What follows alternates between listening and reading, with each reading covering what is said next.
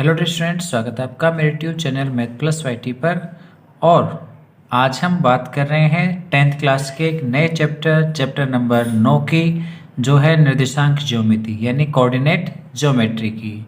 हमने coordinate geometry के बारे में थोड़ी बहुत जानकारी 9th क्लास में भी पढ़ी है, फिर भी हम इसे यहाँ पे फिर से रिपीट करते हैं पूरा। तो चलिए आइए शुरू करें वीडियो। उससे पहले यदि आपने मेरा चैनल अभी तक सब्सक्राइब नहीं किया है तो प्लीज़ चैनल को सब्सक्राइब कर लें, और यदि वीडियो देखने के बाद वीडियो अच्छा लगता है तो प्लीज़ लाइक ज़रूर करके जाएं। तो आइए शुरू करते हैं आज का वीडियो।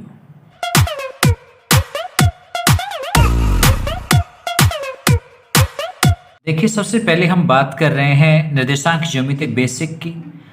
हम पिछले चैप्टर नंबर 8 में भी इसके बारे में डिफाइन कर चुके हैं, फिर भी एक बार फिर से बता रहे हैं। हॉरिजॉन्टल लाइन या क्षैतिज रेखा क्या होती है, यानी धरातल है, उस धरातल के समांतर कोई रेखा खींच दी जाए। जैसे हम आधार ले रहे हैं, उस आधार के समांतर कोई रेखा खींच दी जाए तो उस रेखा को हम क्षैतिज रेखा कहते हैं। ठीक है। सेकंड, ऊर्ध्वाधर रेखा, जो भी आधार या धरातल है उस पर 90 डिग्री का कोण बनाने वाली रेखा को हम ऊर्ध्वाधर रेखा कहते हैं। ठीक है। तो क्षैतिज रेखा क्या होती है और ऊर्ध्वाधर रेखा क्या होती है समझ गए होंगे। क्षैतिज रेखा और ऊर्ध्वाधर रेखा में 90 डिग्री का कोण होता है। क्यों? क्योंकि क्षैतिज रेखा धरातल के समांतर होती है, ऊर्ध्वाधर रेखा धरातल के लंबवत होती है। तो लंबवत होगी तो 90 का कोण होगा। ठीक है। तो ये ऊर्ध्वाधर रेखा। आइए आगे बात करते हैं हम निर्देश अक्षों की। नेक्स्ट टॉपिक है हमारे पास निर्देश अक्ष क्या होते हैं। कोई समतल है, उस समतल में क्षैतिज रेखा और उसके ऊपर एक ऊर्ध्वाधर रेखा खींच दी जाए तो वे क्या कहलाती हैं? निर्देश अक्ष कहलाती हैं, निर्देश अक्ष रेखाएं कहलाती हैं। जैसे एक क्षैतिज रेखा हम खींच दें, मान लीजिए मैंने एक क्षैतिज रेखा ये खींच दी है। ठीक है। बेस के आधार के समांतर होती है। मान लीजिए एक रेखा हमने ये खींची, तो इसको मैं नाम डाल रहा हूँ एक्स एक्स डैश, और इसी के ऊपर एक ऊर्ध्वाधर यानी इसी के लंबवत रेखा हमने और भी खींच दी है। ये रेखा इसी पर लंब है क्षैतिज रेखा पर, तो ये ऊर्ध्वाधर रेखा हो गई है, और इसको मैंने नाम डाल दिया वाई और वाई डैश, और ये दोनों रेखाएं जहाँ काटती हैं उसको मैंने बिंदु लिखा है ओ। तो ये दूसरे के लंबवत हैं, तो एक समतल है। ये रजिस्टर का जो पृष्ठ है वो एक समतल है, और इस समतल में एक क्षैतिज लाइन एक्स ओ एक्स डैश और वाई ओ वाई डैश एक ऊर्ध्वाधर लाइन खींची गई हैं जो आपस में बिंदुओं पर काटती हैं। तो ये दोनों क्या कहलाते हैं? निर्देशी अक्ष कहलाते हैं। ठीक है। इस निर्देशी अक्ष को एक्स अक्ष कहते हैं और इस निर्देशी अक्ष को वाई अक्ष कहते हैं। ठीक है। ये जो प्रतिच्छेद बिंदु है इसे हम मूल बिंदु कहते हैं। क्या कहते हैं? मूल बिंदु कहते हैं। ये एक्स का धनात्मक भाग कहलाता है। यहाँ आपके पास प्रत्येक खाने पर एक इकाई के रूप में आपके पास मान होंगे, 1 2 3 4 5, इस प्रकार से आप चाहो तो लिख भी सकते हो। ऐसे इधर भी प्रत्येक एक इकाई के ऊपर इनकी वैल्यू होगी। ये नेगेटिव होगी, -1 -2 -3 -4 इस प्रकार से होगी, और ये प्लस में होंगी 1 2 3 4 5 6 इसी क्रम में और भी आगे। ऐसे ही ऊपर वाला भाग है y का, वो धनात्मक भाग होगा। यहाँ पर प्रत्येक एक इकाई पर 1 2 3 4 इस क्रम में होंगे, और नीचे वाला भाग है वो ऋणात्मक होता है, -2 -3। तो जिस हिस्से में ऋणात्मक पार्ट होगा वहाँ डैश लगा हुआ मिलेगा आपको। तो एक्स का ऋणात्मक भाग है तो एक्स डैश, ये वाई का ऋणात्मक भाग है तो वाई डैश है। ठीक है। धनात्मक भाग है तो वाई और धनात्मक भाग है तो एक्स। इस प्रकार से हमारे पास ये मान होगा। इसे बोलते हैं निर्देशी अक्ष, और ये पूरा तल कहलाता है निर्देशी तल। और कैसा निर्देशी तल? द्विविमीय तल। इसमें दो विमाएं हैं, एक तो एक्स के रूप में और दूसरी वाई के रूप में। तो ये कैसा है? द्विविमीय तल है, जो कि दो निर्देशीय अक्षों से बनता है। कौन कौन से निर्देशीय अक्ष हैं? एक्स ओ एक्स डैश, जिसे कि हम एक्स अक्ष भी कहते हैं। क्या कहते हैं? एक्स अक्ष। और दूसरा है वाई ओ वाई डैश, जिसको कि हम वाई अक्ष भी कहते हैं। ठीक है, पर ध्यान रखना अक्षों को कैपिटल लेटर से ही लिखना है। ये एक्स अक्ष है, ये वाई अक्ष है। समझ गए? चलिए लिखते हैं हम इसको। मैंने लिख भी दिया है इस चीज़ को आपको समझने के लिए कि ये जो तल है इस तल को हम क्या कहते हैं? द्विविमीय तल कहते हैं। ये एक्स ओ एक्स डैश जो आपके पास सरल रेखा है जिसे हम क्षैतिज रेखा कह रहे हैं वो एक्स अक्ष कहलाती है, और वाई ओ वाई डैश को हम वाई अक्ष कहते हैं जो कि ऊर्ध्वाधर है। ठीक है, अब हम बात करते हैं एक इम्पोर्टेंट टॉपिक के ऊपर, वो है द्विविमीय तल में एक बिंदु के निर्देशांक क्या होते हैं। ठीक है, जैसे ये द्विविमीय तल है और यहाँ पर कोई आपके पास एक बिंदु है, तो इस बिंदु के निर्देशांक क्या होंगे? इस बिंदु की स्थिति क्या होगी? हम कैसे दर्शा सकते हैं इस बिंदु की स्थिति को? तो इस बिंदु की स्थिति दर्शाने के लिए हम क्या करेंगे? ये जो मूल बिंदु है वहाँ से हम आगे बढ़ेंगे इधर, कहाँ तक? जहाँ से ये बिंदु गुजर रहा है, यानी इस बिंदु से इस रेखा पर, या कहें तो एक्स अक्ष पर जहाँ पर लंब डाला गया वो यहाँ होगा। और यदि आप ऐसे ही इसको वाई एक्स के ऊपर भी लंब डाल दो यहाँ से, तो ये इधर डलेगा। ठीक है, अब देखिए ये आपके पास एक आयत बना। हमें इस बिंदु तक पहुँचने के लिए हम यहाँ मूल बिंदु से चलते हैं, यहाँ तक पहुँचते हैं जहाँ लंब डाला गया है। कितनी दूरी है? 5 इकाई है। तो हम एक्स अक्ष के ऊपर कितना चल रहे हैं? 5। तो इस बिंदु का एक्स निर्देशांक कहलाता है 5। ठीक है, ये यहाँ से यहाँ तक की दूरी क्या है? इस बिंदु का एक्स निर्देशांक कहलाता है। इसे क्या कहते हैं? एक्स निर्देशांक कहते हैं। ठीक है, और फिर हम यहाँ से यहाँ तक पहुँचते हैं तो कितनी दूरी तय होती है वो आप यहाँ देख सकते हो कि मूल बिंदु से आप ऊपर कहाँ तक जा रहे हैं? 3 तक। तो यहाँ से और यहाँ तक की ये जो दूरी है ये y निर्देशांक कहलाता है। क्या कहलाता है? y निर्देशांक। इसका मान कितना है? 3। तो हम यहाँ पे 3 लिख देंगे। तो एक बिंदु को इस प्रकार से प्रदर्शित किया जाता है। x निर्देशांक को इस बिंदु का भुज भी कहते हैं। क्या कहते हैं? भुज। और y निर्देशांक को बिंदु की कोटि भी कहते हैं। ठीक है, समझ गए बात को? तो एक बिंदु के निर्देशांक कैसे निकाले जा सकते हैं? यदि यहाँ से यहाँ तक की दूरी a है तो हम यहाँ a लिखेंगे, और यहाँ से यहाँ तक की दूरी आपके पास b है तो आप यहाँ b लिखेंगे, तो बिंदु के निर्देशांक a b हो जाएंगे। मेरे पास यहाँ बने हुए में यहाँ पे 5 है तो मैंने 5 लिखा, और ये डिस्टेंस कितनी है वो यहाँ से पता लग रही है, तो ये 3 है तो मैंने इसको यहाँ पर 3 लिखा है। ठीक है, तो इस प्रकार से बिंदु के निर्देशांकों को प्रदर्शित किया जा सकता है। सबसे पहले किसके निर्देशांक लिखे गए? x के, और उसके बाद में किसका लिखा हमने? y के निर्देशांक लिखे हमने। तो हमेशा ध्यान रखना किसी भी निर्देशांक को हम लिखते हैं बिंदु के रूप में, तब सबसे पहले x निर्देशांक आएगा, उसके बाद y निर्देशांक आएगा। तो इस चीज़ को मैं यहाँ पे लिख रहा हूँ। तो हमने इस डायग्राम से एक चीज़ जानी, वो ये कि किसी भी बिंदु की स्थिति है वो एक्स अक्ष और वाई अक्ष पर लंब डाल करके प्राप्त की जा सकती है। देखो हमने यहाँ से लंब डाले और यहाँ से भी लंब डाला। लंब डालने से हमको यहाँ की स्थिति मिली। मूल बिंदु से इस लंब तक की दूरी को हम एक्स निर्देशांक कह रहे हैं जो कि 5 इकाई है, लिख दिया गया। और इसी बिंदु से हम वाई अक्ष पर लंब डाल देते हैं तो इस लंब की मूल बिंदु से जो दूरी होती है वो वाई निर्देशांक कहलाता है। तो लिखा हुआ है भी वाई निर्देशांक।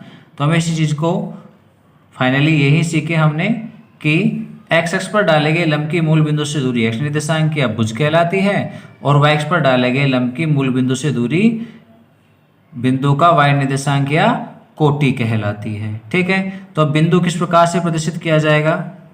इसलिए कोई भी बिंदु है तो किसी बिंदु को किस प्रकार से लिखेंगे हम? किसी बिंदु को भुज और कोटि के रूप में प्रदर्शित करते हैं। पहले किसको लिख रहे हैं? भुज को, उसके बाद कोटि।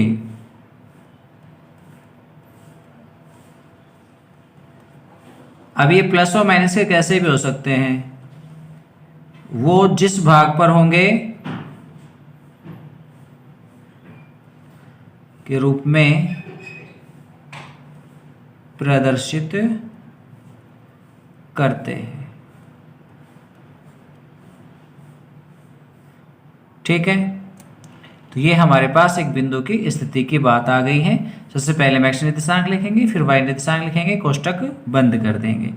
तो इस प्रकार से बिंदु प्रदर्शित किया जा सकता है। भुज यानी एक्स पर आने वाले जो मान है वो पॉजिटिव भी हो सकते हैं, नेगेटिव भी हो सकते हैं। तो प्लस माइनस के दोनों टाइप के भुज होंगे और इसी प्रकार से प्लस और माइनस की कोटि भी हो सकती है।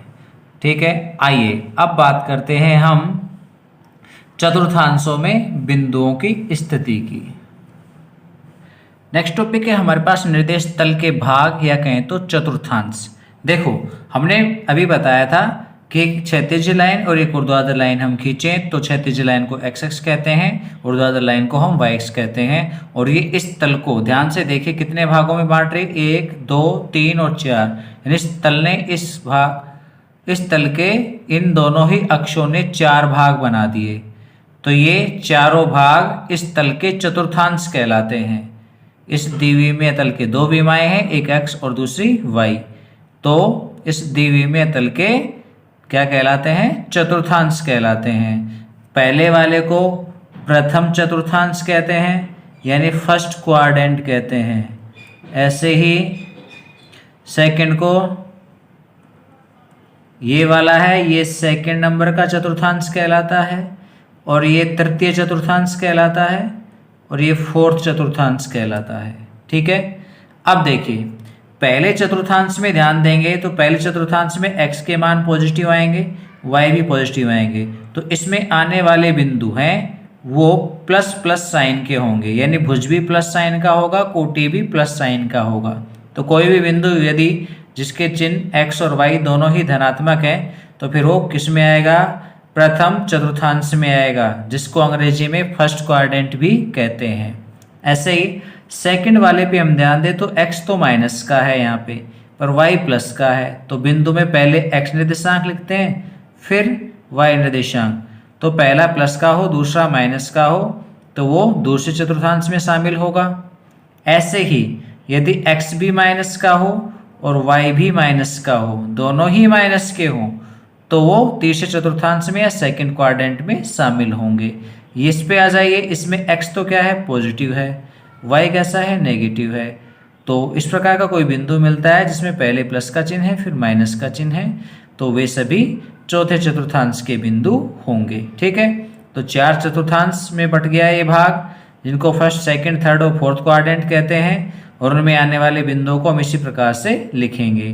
फर्स्ट में दोनों प्लस के होंगे, सेकंड में x माइनस का होगा, y प्लस का होगा, थर्ड में दोनों ही माइनस के होंगे, और यहाँ इसका उल्टा हो जाएगा, x प्लस का और y माइनस का हो जाएगा। ठीक है, तो ये हमारे पास बात है निर्देश तल के चतुर्थांशों की, तो प्रदर्शित किए जा सकते हैं। साथ ही हम यहाँ पे एक और बात करते हैं कि यदि कोई बिंदु आपके पास कहीं पर है x अक्ष के ऊपर, जैसे मान लीजिए यहीं पर कोई बिंदु है, तो इस बिंदु की बात करें तो इसमें x निर्देशांक तो 3 है, पर y कितना है? y के लिए तो कोई हाइट ही नहीं है, तो y कितना होगा एक्सिस के ऊपर? 0 होगा। तो ये भी समझने की बात है कि x अक्ष पे बिंदु है तो उसका y निर्देशांक सदैव 0 होता है। ऐसे ही y अक्ष के ऊपर x निर्देशांक सदैव 0 होता है, यानी इस बिंदु के निर्देशांक लिखोगे तो कहलाएगा 0 2। x का मान तो 0 है क्योंकि यहाँ पे 0 होगा, तो x का मान 0 है, ऊपर बढ़ते हैं 2 पर, तो y का मान 2 होगा। तो इस बिंदु के निर्देशांक बन जाएंगे 0 2 बन जाएंगे। ठीक है, चलिए इसे भी लिख देते हैं हम। तो हमने जाना है यहाँ पर कि निर्देशक इस तल को 4 भागों में काटते हैं, और इन चारों भागों को हम क्रमशः प्रथम, द्वितीय, तृतीय और चतुर्थ चतुर्थांश कहते हैं। ठीक है, इनके साइन हमने आपको यहाँ पे समझा दिए हैं कौन से में कैसे होंगे। और एक खास चीज़ जो समझाई वो ये थी कि एक्स अक्ष पर आने वाले सभी बिंदुओं का y निर्देशांक 0 होता है, यानी फिर एक्स अक्ष पर आने वाले बिंदु के निर्देशांक है वो A0 टाइप के होंगे, इस रूप के होंगे। y निर्देशांक हमेशा 0 रहेगा, और x निर्देशांक प्लस या माइनस की कोई भी वास्तविक संख्या हो सकती है। सेम इसी प्रकार से y अक्ष पर आने वाले सभी बिंदुओं का x निर्देशांक क्या होता है? 0 होता है, और इन बिंदुओं को 0b या 0y के रूप में लिखा जाता है। जब x नहीं होगा तो केवल y के ही मान होंगे, x की जगह पे 0 आ जाएगा। ठीक है, तो ये बात हुई इनकी। अब हम छोटी सी बात और कर लेते हैं एक, वो ये अक्षों से बिंदु की दूरियां। देखिए, किसी बिंदु की अक्षों से दूरियों की हम बात करें तो कोई एक बिंदु है जिसके निर्देशांक -4 और 2 है। मैंने इसको यहाँ पे प्रदर्शित कर दिया है। ये एक्स अक्ष और ये वाई अक्ष आपस में मूल बिंदु पे काट रहे हैं। एक्स का मान -4 ये रहा और वाई का मान +2 ये रहा। तो ये दोनों लाइनें जहाँ भी कट कर रहे हैं वहाँ बिंदु डॉट लगा हुआ है। आपके पास -4 और 2 प्रदर्शित किया हुआ है। इस बिंदु की दोनों अक्षों से दूरियां कितनी कितनी होंगी, उसके लिए हम क्या करेंगे, अक्षों से दूरियां हमेशा लंबवत होती हैं तो हम इस बिंदु से लंब डाल देंगे। हमने एक लंब यहाँ पे डाला और एक लंब हम इस पे डालेंगे यानी वाई अक्ष के ऊपर। तो हमने एक्स अक्ष और वाई अक्ष के ऊपर लंब डाल दिए हैं। ठीक है, मैं इस बिंदु से एक्स अक्ष पे लंब डालूंगा तो ये जो दूरी है वो किससे कहलाएगी, एक्स अक्ष से दूरी कहलाएगी। तो ये जहाँ भी लंब डल रहा है तो वहाँ से लेकर के इस बिंदु तक की दूरी क्या कहलाएगी, एक्स अक्ष से दूरी कहलाएगी। कितनी है, यहाँ से यहाँ तक की इस 2 के बराबर है। ये 2 इकाई है तो ये भी कितनी होगी, 2 इकाई। आयत बना हुआ आपके पास तो ये 2 इकाई हो जाएगी। अब यहाँ से यहाँ लंब डाला है हमने तो इसकी लंबाई कितनी है वो हमें यहाँ निर्देशांकों से मिल जाएगी। ये कितने निर्देशांक है, -4, पर दूरी तो कैसी होती है, धनात्मक। तो यहाँ से यहाँ तक की दूरी कितनी है, 4। तो ये हमें दूरियां मिल गई। ये जो दूरी है वो किसकी है, वाई अक्ष से। इस बिंदु की वाई अक्ष से दूरी है 4 और इस बिंदु की एक्स अक्ष से दूरी है 2। पर ऊपर निर्देशांकों को देखोगे ना तो एक्स निर्देशांक 4 है और वाई निर्देशांक 2 है। तो एक्स अक्ष से दूरी तो वाई निर्देशांक के बराबर है और वाई अक्ष से दूरी है वो किसके बराबर है, एक्स निर्देशांक के धनात्मक मान के बराबर है। ठीक है, क्यों, क्योंकि दूरी ऋणात्मक नहीं होती इसलिए प्लस में ही लिखेंगे, माइनस में नहीं लिखेंगे। कभी माइनस में 4 प्रदर्शित कर दो आप। तो ये चीज हमने सीखी कि एक्स अक्ष से दूरी है वो कोटि के बराबर होती है और वाई अक्ष से जो दूरी होती है वो भुज के बराबर होती है। तो इनके धनात्मक मानों के साथ बराबर हो जाएगी। ठीक है, तो जान गए होगे आप। ऐसा बोर्ड एग्जाम्स में 1 अंक का क्वेश्चन पूछ लिया जाता है तो आप यहाँ पर बिल्कुल भी मिसअंडरस्टैंडिंग ना लेकर के आए। एक्स अक्ष से दूरी निकालनी है तो वाई निर्देशांक लिख दीजिए, वाई अक्ष से दूरी निकालनी है तो एक्स निर्देशांक को लिख लीजिए। बस दोनों की दोनों धनात्मक होनी चाहिए। ठीक है, तो चलिए क्या सीखा, लिखते हैं हम। तो किसी बिंदु की एक्स अक्ष से दूरी है उस बिंदु के वाई निर्देशांक के धन भाग के बराबर होती है या धनमान के बराबर होती है। और सेकंड, किसी बिंदु की वाई अक्ष से दूरी है वो बिंदु के एक्स निर्देशांक के धनात्मक मान के बराबर होती है। ठीक है, वाई अक्ष से दूरी पूछता है तो आपको एक्स निर्देशांक को लिखना है यानी भुज को लिखना है। और यदि एक्स अक्ष से दूरी पूछता है तो आपको कोटि लिखना है या कहें तो वाई निर्देशांक लिखना है। तो जैसे यहाँ पर लिखा हुआ है, इस बिंदु के लिए एक्स अक्ष से दूरी है वो 2 इकाई है और वाई अक्ष से दूरी है वो 4 इकाई है। ठीक है, बोर्ड एग्जाम में 1 अंक का क्वेश्चन यहाँ से मिलता है मोस्टली। तो आपको ये पता होना चाहिए, 2 लाइनें आपको 1 अंक दिला सकती हैं। तो गाइज आज के वीडियो में इतना ही। नेक्स्ट वीडियो में फिर मिलते हैं, तब तक के लिए बाय।